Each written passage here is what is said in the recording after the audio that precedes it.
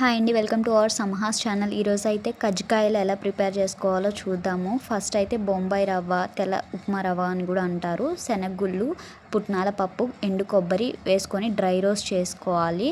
So అలా dry roast చేసుకున్న తర్వాత మనం పంచదార, లేదు మీకు పంచదార వద్దంటే బెల్లం వేసుకొని ఇలా కలిపి పక్కన పెట్టుకోవాలి. తర్వాత మైదా తీసుకోవాలి. మైదా, కొంచెం తినే సోడా, సాల్ట్, వాటర్ వేసుకొని ఇలా మెత్తగా ముద్దలా కలిపేసుకోవాలన్నమాట.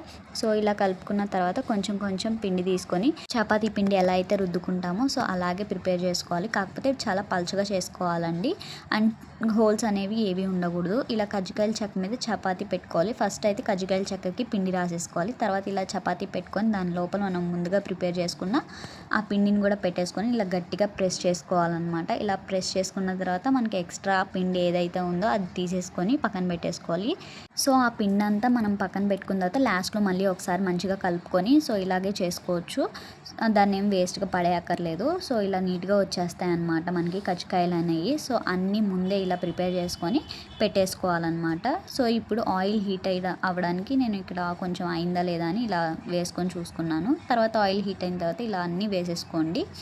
అన్నీ వేసుకొని మంచిగా ఫ్రై అవ్వనివ్వాలి. సో రెండు వైపులా మంచిగా కాల్చుకుంటూ ఉండాలన్నమాట. ఇక్కడ చూసారా గోల్డెన్ బ్రౌన్ కలర్లో ఎలా నీట్గా వచ్చేసినాయో మనకి. సో పిండి అయితే బయటకు రాదండి. మంచిగా మనం సీల్ చేసుకోవాలి చపాతీ అనేది కజ్జికాయల చెక్కలో పెట్టి. సో ఇలా మంచిగా గోల్డెన్ బ్రౌన్ కలర్ వచ్చేంత వరకు వేయించుకోవాలి. సో మనకి వేడివేడిగా రెడీ అయిపోతాయి. ఇవనేవి మూత పెట్టకూడదండి, మనం ఇలా ఆరబెట్టుకోవాలి గాలికి, లేదంటే మెత్తగా అయిపోతాయి.